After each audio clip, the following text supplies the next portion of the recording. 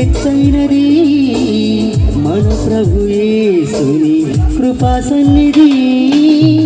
ఆ సన్నిధి మనకు జీవమిచ్చును, గమ్యమునకు చేర్చి జయమిచ్చును.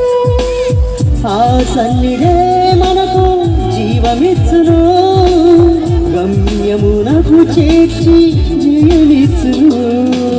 ప్రభు సన్నిధిలో ఆనందమే, ఉల్లాసమే, అనుదినమే. ప్రభు ప్రేమలో వాత్సల్యమే, నిస్వార్థమే నిరంతరం.